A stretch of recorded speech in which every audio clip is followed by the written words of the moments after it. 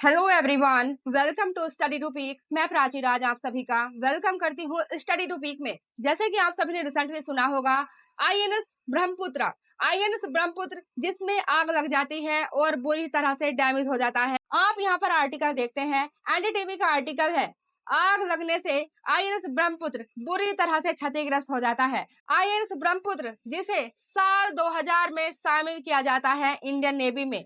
आप सभी ने पिछले कुछ सालों में लगातार देखा होगा इंडियन नेवी के कभी सबमरीन या कभी वॉरशिप लगातार डैमेज होती रही हैं। आप सभी अगर 2013 में देखते हैं आईएनएस सिंधु रक्षक एंड आईएनएस कॉन्कर दोनों ही आग लगने से डैमेज हो जाते हैं। और फिर आप 2014 में देखते हैं आईएनएस सिंधु रत्न, वह भी आग लगने से डैमेज हो जाता है। और फिर 2016 में INS Virat and INS Betwa दोनों ही डैमेज हो जाते हैं। और फिर आप देखते हैं 2018 में आईएनएस शिवालिक और फिर आप देखते हैं 2022 में आईएनएस रणवीर एंड फिर आप देखें 2023 में आईएनएस सहाद्री। लगातार आप 2013 से देखते हैं तो लगातार इंडियन नेवी के सबमरीन एंड वॉरशिप लगातार डैमेज होती रही हैं। इसका मेन कारण ये है इंडियन नेवी के सबमरीन और वॉरशिप काफी पुराने हो गए हैं। और अगर मैं बात करती हूँ आईएनएस ब्रह्मपुत्र की, आईएनएस ब्रह्मपुत्र नौसेना के गाइडेड मिसाइल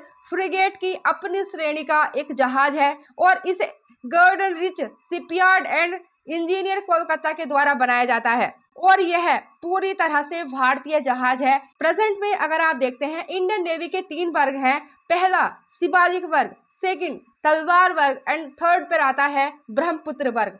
फर्स्ट जो शिवालिक वर्ग है इसमें 3 जहाज आते हैं, जैसे आप यहाँ पर देख सकते हैं आईएनएस शिवालिक एंड सेकंड देखें आईएनएस सतपुड़ा एंड थर्ड पर देखते हैं आईएनएस सहाद्री। ये 3 जहाज शिवालिक वर्ग में आते हैं। और फिर अगर आप देखते हैं दूसरा वर्ग देखते हैं तलवार वर्ग। तलवार वर्ग में ये जहाज आते हैं, जैसे आप देखते हैं आईएनएस तलवार, आईएनएस त्रिशूल, आईएनएस तबर, आईएनएस तेग, आईएनएस तरकश और आप फिर देखते हैं आईएनएस त्रिकन। ये तलवार वर्ग में शामिल जहाज हैं। थर्ड पर आता है ब्रह्मपुत्र वर्ग। ब्रह्मपुत्र वर्ग में 3 जहाज आते हैं। आप पहला देखते हैं INS Brahmaputra, INS Betwa and INS Beas. ये 3 जहाज आईएनएस ब्रह्मपुत्र में आते हैं और आईएनएस ब्रह्मपुत्र जो रिसेंटली आप देखते हैं क्षतिग्रस्त हो गया है आग लगने से।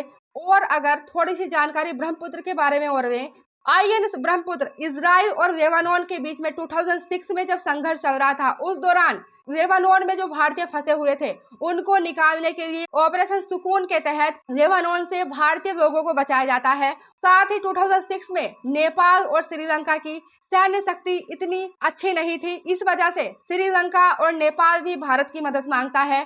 भारत श्रीलंका और नेपाल के नागरिकों को भी बचाता है आईएनएस ब्रह्मपुत्र के द्वारा ही ऑपरेशन सुकून के तहत। और आप यहाँ पर देखते हैं आईएनएस ब्रह्मपुत्र मुंबई में नौसेना डॉकयार्ड में रखरखाव के लिए तैनात था और वहां पर उसमें आग लग जाती है। इंडियन नेवी के द्वारा कहा जाता है एक जूनियर नाविक ब्रह्मपुत्र से लापता है और बचाव दल उसकी तलाश कर रहा है। और साथ ही आप देखते हैं इंडियन नेवी के द्वारा कहा जाता है अन्य और सभी कर्मियों का पता लगाया जा चुका है, लेकिन एक कर्मी अर्थात एक जूनियर नाविक वहां से लापता है। और आप यहाँ पर देखते हैं नौसेना के द्वारा बताया गया बहुउद्देश्यीय युद्धपोत आईएनएस ब्रह्मपुत्र जिसमें नौसेना डॉकयार्ड में उसकी मरम्मत का काम चल रहा था, उसी दौरान आईएनएस ब्रह्मपुत्र में रविवार की शाम को आग लग जाती है।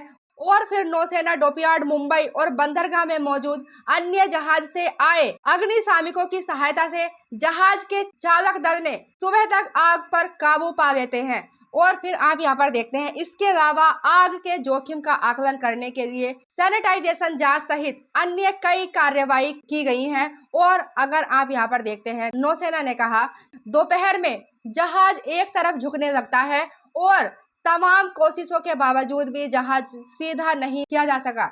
जहाज में समुद्री युद्धपोत के सभी पहलुओं को कवर करने वाले सेंसर की एक विस्तृत श्रृंखला है और यह सीकिंग और चेतक हेलीकॉप्टर को संचालित करने में सक्षम है। और अगर मैं बात करती हूँ आईएनएस ब्रह्मपुत्र जिसका विस्थापन 5300 टन का है, इसकी लंबाई 125 मीटर और चौड़ाई 14.4 मीटर है और यह 27 नॉट से अधिक गति से चल सकता है। आशा करती हूँ कि आप सभी को समझ में आया होगा। आज के लिए इतना ही। Thank you.